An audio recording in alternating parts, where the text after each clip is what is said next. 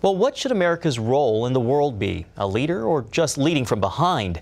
That was the topic of debate and discussion at a forum here in Washington. Paul Strand has that story.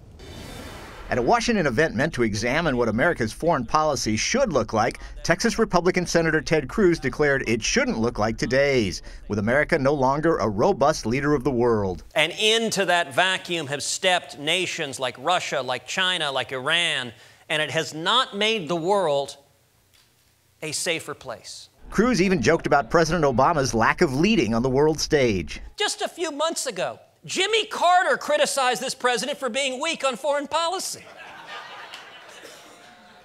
Holy cow! Another Republican lawmaker laid out the stark contrast in visions for American action. On one hand, there's a view that, we only act when it's in our absolute core interest. In essence, if Canada or Mexico is attacking us, then we're going to act. Otherwise, nowhere else, really.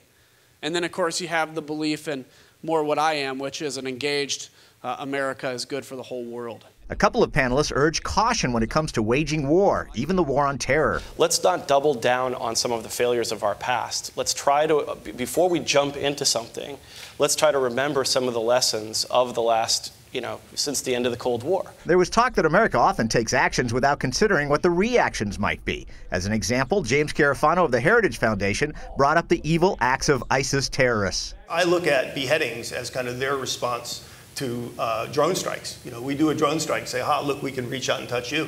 And they go, yeah, dude, go watch this. And they cut somebody's head off. And they said, look, we can reach out and touch people too. But because brutal groups like ISIS can threaten the world, some panelists were saying no matter how much war-weary Americans may not want boots on the ground, it may be absolutely necessary. It is the job of our military to hunt down our enemies and kill them before they kill us. I think we might have to contemplate doing a few weeks of sustained special operations raids with Iraqi special forces once the counteroffensive begins. And Cruz insisted that in what he called a world on fire, America must engage because there is no alternative. These problems are insoluble without American leadership.